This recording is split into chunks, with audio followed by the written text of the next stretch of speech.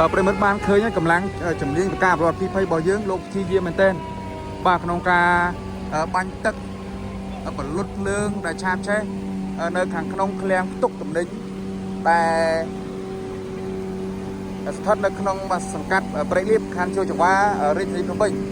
ហើយសមាជិកយើងលោកបានបញ្ចេញរថយន្តជាបន្តបន្ទាប់ដើម្បីមកអន្តរាគមន៍ទីតាំងខាងលើនេះផងដែរបាទនេះឡើងបងដុំហ្មងប្រិមិត្តបាទតាមប្រភពយើងទទួលបានថាខាងក្នុងហ្នឹងជាកន្លែងផ្ទុកប្រេងឆាបាទមានដូចជាភេសជ្ជៈអីផ្សេងៗនៅខាងក្នុងហ្នឹងផងដែរហើយមាននំមានអីចឹងទៅបាទអានេះជាកន្លែងឃ្លាំងគេផ្ទុកទំនិញតែម្ដងប្រិមិត្តបាទហើយឃើញថាសមាជិកយើងលោកបាត់ដុតដៃដុតជើងមែនតើក្នុងការអន្តរាគមន៍ហើយព្យាយាមរុលទៅខាងក្នុងដើម្បីបាញ់ទឹកបាទហើយសូមបញ្ជាក់ទៅកាន់ប្រិមិត្តបន្ថែមទៀតផងដែរថាសមាជិកយើងលោកបាទបាញ់បាទច្រើនមុំមែនតើបាទពីខាងនោះផងពីជំហៀងខាងនោះផងបាទ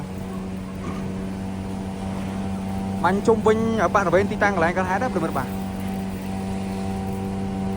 ហើយដូចជាមានការបាញ់ទឹកសាប៊ូផងដែរ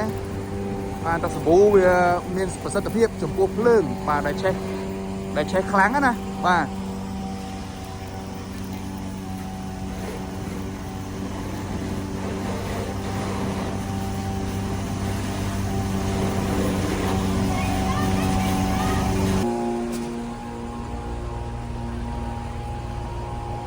បាទនេះបាទហើយឡើងខ្មួខ្មាញ់ពេញមេឃមកប្រិមិត្តបាទហើយកម្លាំងជំនាញបង្ការប្រអគីភ័យរបស់យើងលោកជាយាមមែនទែនក្នុងការអន្តរាគមន៍បាញ់ទឹកបលុតលឿងដែលកំពុងឆាបឆេះនេះតាំងម៉ោងប៉ុន្មានតាំងម៉ោងប៉ុន្មានម៉ោង10ហើយសូមបញ្ជាក់ទៅកាន់ប្រិមិត្តបន្ថែមផងដែរថាពាក់ព័ន្ធទៅនឹងករណីអគីភ័យនេះគឺតាំងពីវេលាម៉ោង10ព្រឹកថ្ងៃ19បាទហើយរហូតមកទល់ពេលនេះគឺម៉ោង7:12ទៅហើយគឺមិនទាន់អន់ថយអីនោះទេដោយសារតែទំហំនៃការឆាបឆេះហ្នឹងគឺខ្លាំងមែនទែនផ្សែងវិញហុយឡើងពេញមេឃហ្មងប្រិមិត្តបាទ